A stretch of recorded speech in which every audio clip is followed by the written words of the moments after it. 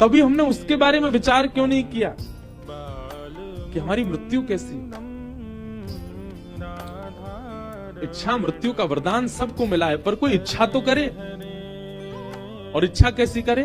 हे नाथ, जब तक प्राण है, जब तक जीवन है, तब तक मैं अपने कर्तव्यों का निर्वहन करूंगा।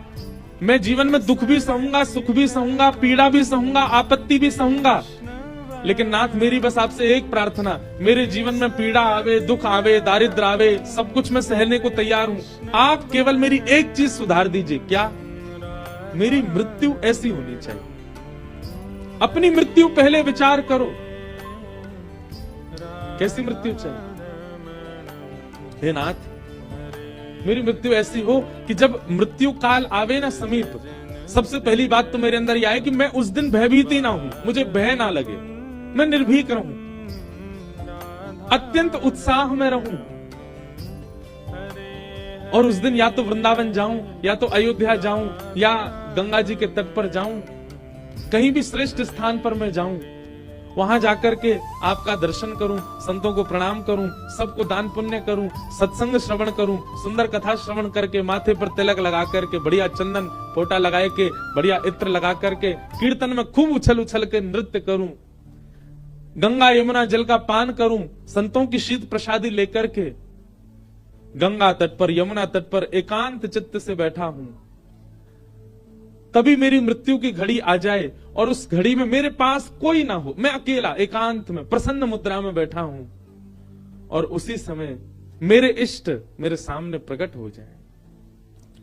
मैं उनका एक क्षण दर्शन करूं, एक क्षण उनके नेत्रों को, नासिका को, ग्रीवा को, गर्भ को, चरणार बिंदों का मैं दर्शन करूं, और सर्वांगीण अंगों का दर्शन करते ही मेरे प्राण चले जाए। ऐसी इच्छा मृत्यु कितने भक्तों के विषय में आया, कितने संतों के विषय में आया कि उन्होंने इच्छा मृत्यु की और वैसी मृत्यु उनको प्राप्त हुई।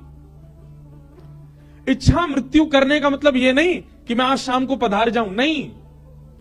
इच्छा मृत्यु का मतलब है जब भी मेरे प्राण निकले, मुझे नहीं पता कब निकलेंगे, जब निकले तो उस समय स्थिति ऐसी हो, उस समय का वातावरण ऐसा हो, उस समय का माहौल ऐसा हो, उस समय मेरे मन में ये चल रहा हो, मेरी बुद्धि में ऐसे विचारधाराएं हो, तब मेरे प्राण निकले। इतना तो कहना स्वामी, जब प्राण तन से निकले, गोविंद नाम लेकर जब प्राण